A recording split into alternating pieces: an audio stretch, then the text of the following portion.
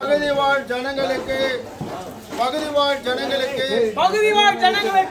வாழ்த்துதலையும் நற்செய்தியும் கொண்டு வருகிறோம். இயேசு விடுவிக்கிறார், இயேசு அற்புதம் செய்கிறார், இயேசு குருடர்களுக்கு பார்வை அளிக்கிறார்,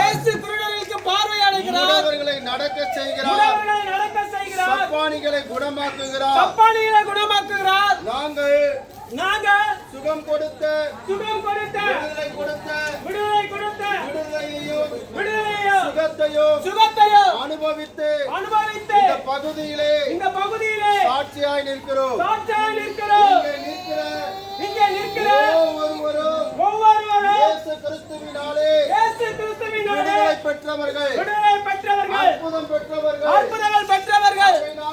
ஆகையினாலே ஒன்று திரண்டு பெற்ற நன்மையை அறிவிக்க வந்திருக்கிறோம். இயேசு நல்லவர். 2025 வருடங்களுக்கு முன்பாக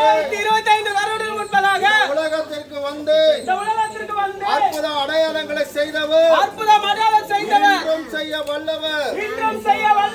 வேதத்திலே இருந்து ஒரு சம்பவத்தை சொல்ல முற்படுகிறோம்.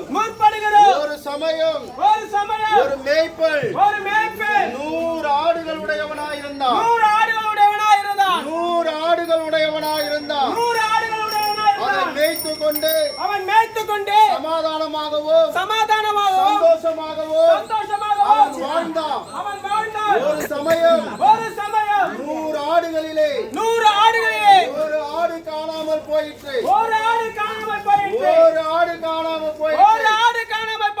மனநிலை பாதிக்கப்பட்டவனாய், துக்கம் நிறைந்தவனாய் 99 ஆடுகளை ஒரு மேட்டிலே நிறுத்திவிட்டு ஒரு ஆடை தேடி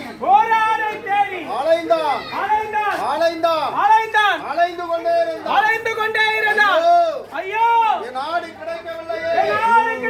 மலைகளிலே தேடினான், புதார்களிலே தேடினான், கிடைக்கவில்லை.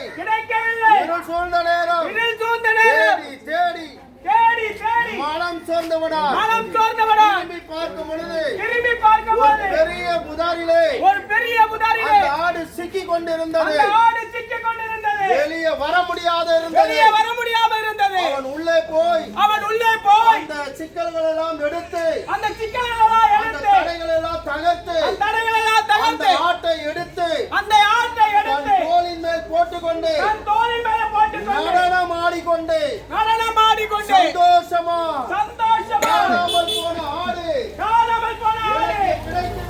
எனக்கு கிடைத்து விட்டது.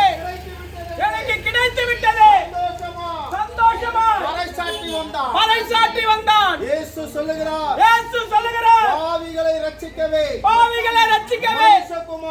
மனுஷகுமாரன் உலகத்துக்கு வந்தான். ஒரு சமயம் காணாமல் போன அந்த ஆட்டை போல எங்கள் வாழ்க்கையும் இருந்தது.